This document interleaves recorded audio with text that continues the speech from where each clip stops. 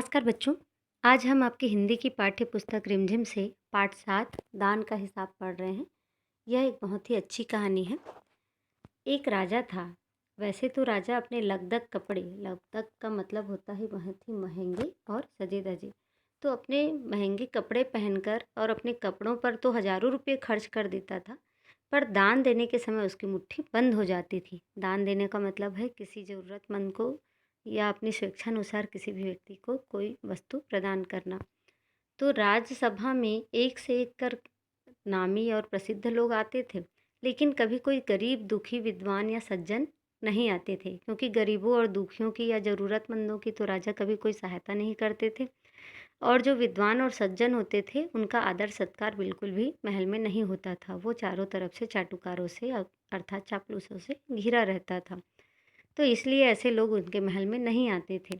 एक बार उस देश में बहुत बुरी तरह से अकाल पड़ा। अकाल का मतलब होता है खाने पीने के लिए किसी भी वस्तु का खत्म हो जाना, सूखा पड़ जाना। पूर्वी सीमा के लोग भूख प्यास से मरने लगे। राजा के पास खबर आई। तो राजा को तो वैसे तो स्वयं ही उनकी सहायता करनी चाहिए थी। राजा तो प्रजा का पालक होता है, पिता के समान होता है। लेकिन राजा ने कहा कि यह तो भगवान की मार है, ये तो भगवान कर रहे हैं, इसमें मैं क्या कर सकता हूँ।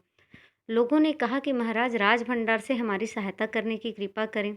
तो यहाँ तो कोई, इस देश में तो अनाज है नहीं, तो हाँ, अगर आप हमारी सहायता कर सकें तो हम दूसरे देशों से थोड़ा सा अनाज खरीद कर अपने और अपने बच्चों की जान बचा लेंगे। राजा ने कहा कि आज तुम लोग अकाल से पीड़ित हो, कल तुम कहोगे कि भूकंप आया है, उसके बाद तुम कहोगे कि हम बहुत गरीब हैं, हमारे पास खाने के लिए पैसे नहीं हैं। तो ऐसा करते करते, तुम्हारी सहायता करते करते तो मैं दिवालिया हो जाऊंगा। दिवालिया का मतलब होता है गरीब हो जाना, पूरी तरह से पैसे का ख़त्म हो जाना। तो तुम्हारी सहायता करते करते सारे मेरे पैसे ख़त्म हो जाएंगे। यह सुनकर सभी लोग निराश होकर वहाँ से चले गए। अकाल का प्रकोप बढ़ता ही जा रहा था और लोग सभी जगह से मरने लग गए। लोग फिर राजा के पास पहुँचे। उन्होंने राजसभा में गुहार लगाई। आपसे ज़्यादा कुछ नहीं चाहते महाराज, सिर्फ 10,000 रुपये अगर हमें दे दें तो हम आधा पेट खाकर भी जिंदा रह जाएंगे। तो प्रजा ने कहा कि महाराज हम बहुत ज़्यादा पैसे नहीं मांग रहे हैं, इतनी बड़ी आपकी रियासत है, बहुत सारे लोग इसमें रहते हैं, अगर आप हमें 10,000 रुपये की मदद कर दें तो हम आधे पेट खाकर भी अपना काम चला लेंगे। राजा कहते हैं कि तुम 10,000 रुपये बहुत कम लग रहे हैं और इतने कष्ट में तुम जीकर भी क्या करोगे। एक व्यक्ति ने कहा, भगवान की कृपा से लाखों रुपए आपके राजकोष में मौजूद हैं। राजकोष यानी राजभंडार, राजा के महल में।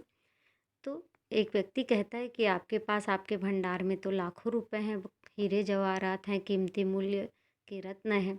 तो आपके पास तो धन का सागर है, उसमें से अगर आप एक आध लोटा जल हमें दे दें तो आपका क्या नुकसान होगा, लेकिन हमारा भला ज़रूर हो जाएगा।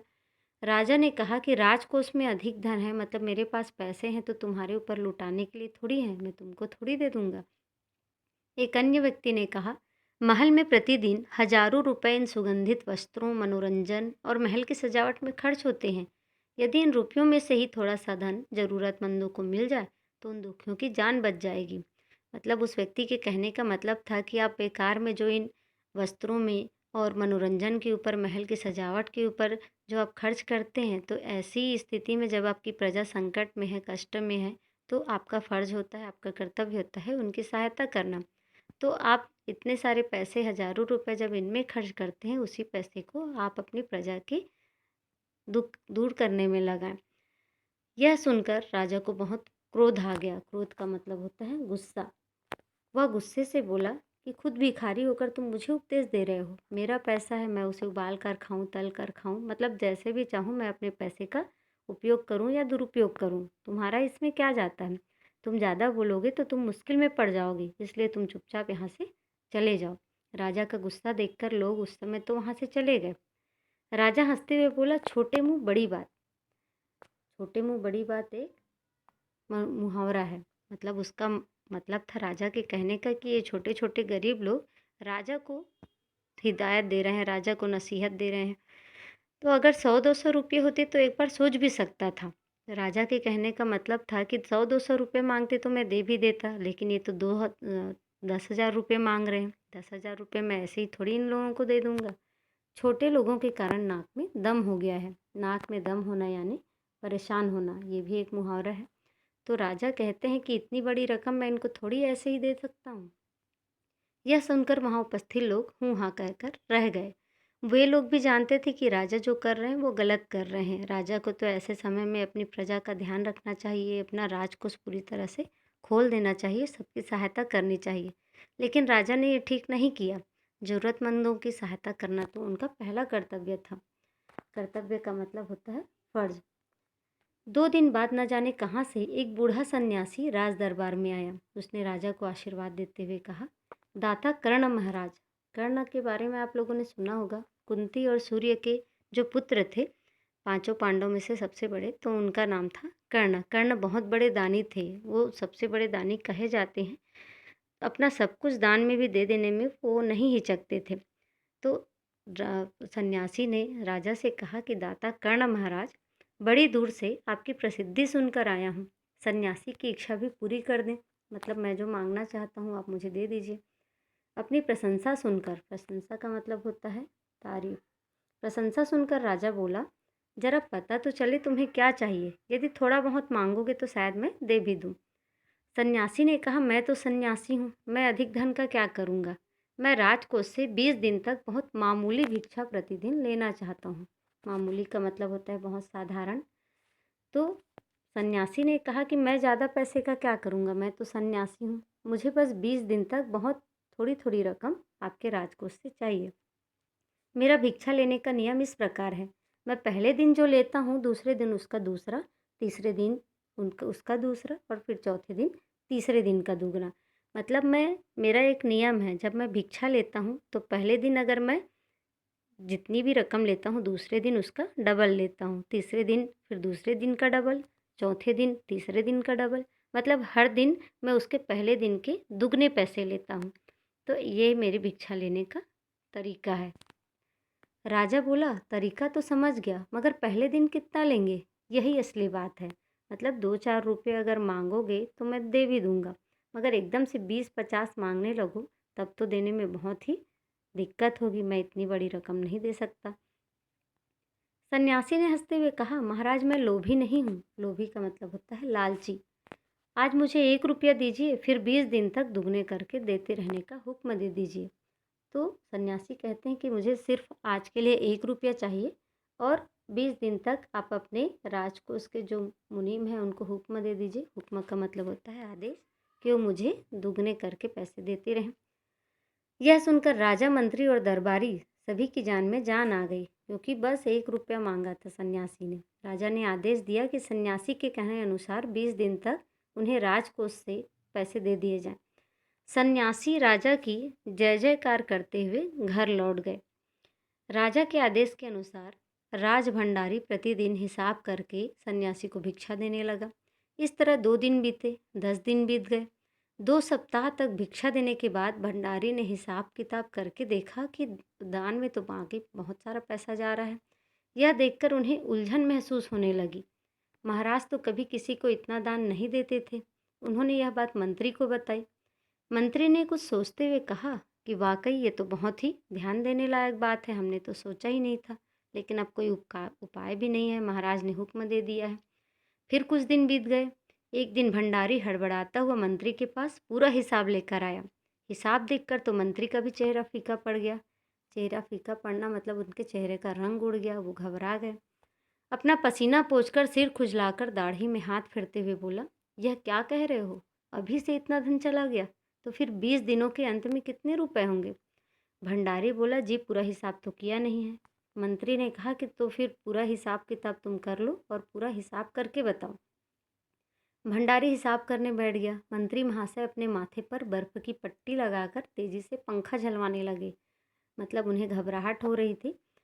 कुछ देर में भंडारी ने पूरा हिसाब कर लिया। मंत्री ने पूछा, कुल मिलाकर कितना हुआ।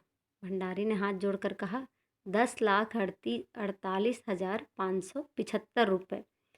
मंत्री गुस्से में बोला, मजाक कर रहे हो, यदि सन्यासी को इतने रुपए दे दिए जाएं तब तो राजकोष खाली हो जाएगा, क्योंकि राजा 100-200 तो किसी को देता नहीं था, और 10,48,575 रुपये, इतने पैसे वो किसी को दे दे तब तो उसका राजकोष ही खाली हो जाएगा। भंडारी ने कहा, मजाक क्यों करूँगा, आप खुद ही हिसाब देख लीजिए।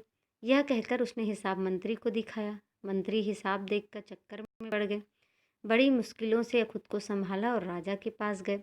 राजा को बताया कि राजकोष खाली होने जा रहा है। राजा ने पूछा, वह कैसे? मंत्री बोले कि महाराज, आपने ही तो सन्यासी को भिक्षा देने का हुक्म दिया था, मगर अब पता चला है कि उन्होंने इस तरह से राजकोष से करीब 10 लाख रुपए झटकने का उपाय कर लिया है। राजा ने गुस्से से कहा, मैंने इतने रुपए देने का आदेश थोड़ी दिया था। मैं तो बस आपको 1 रुपए पहले दिन देना था, फिर उसका डबल करते जाना था। फिर इतने रुपए क्यों दिए जा रहे हैं? भंडारी को बुलाओ। मंत्री ने कहा कि सब कुछ आपके हुक्म के अनुसार ही हुआ है, आप खुद ही दान का हिसाब देख लीजिए।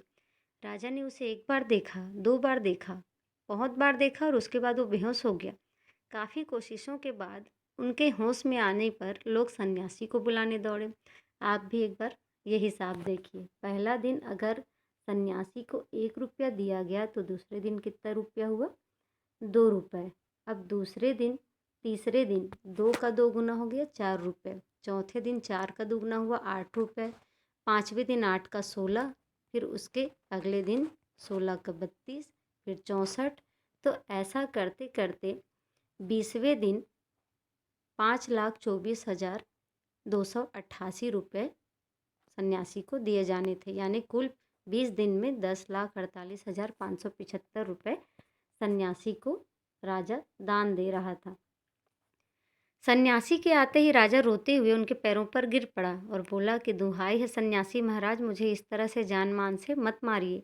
जैसा भी हो एक समझौता करके मुझे वचन से मुक्त कर दीजिए। समझौता मतलब दोनों के बीच में किसी बात पर राजी होना। मुक्त करना मतलब आज़ाद करना।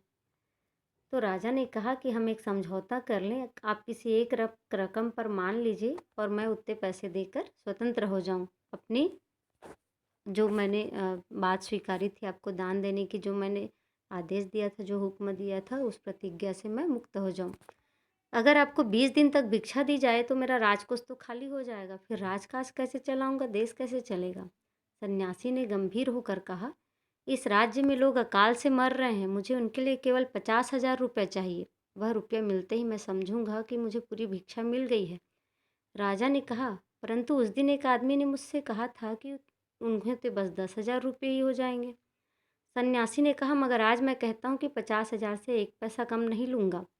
राजा गिड़गिड़ाया, मंत्री गिड़गिड़ाया, सभी गिड़गिड़ा कर वहाँ माफ़ी मांगने लगे, मगर सन्यासी अपने वचन पर डटा रहा। आखिरकार लाचार यानी मजबूर होकर राजकोष से 50,000 रुपये सन्यासी को देने के बाद ही राजा की जान बची। पूरे देश में खबर फैल गई कि अकाल के कारण राजकोष से 50,000 रुपये राहत में दिए गए हैं, मतलब उनकी मदद करने के लिए राजा की तरफ से दिए गए हैं। सभी ने कहा, हमारे महाराज कर्ण जैसे ही दानी हैं। तो पूरे देश में, पूरे राज्य में यह खबर फैला दी गई, पूरे देश में यह कहा गया कि राजा ने अपनी प्रजा की राहत के लिए और उनकी ज़रूरतों को पूरा करने के लिए 50,000 रुपये राहत में दिए हैं।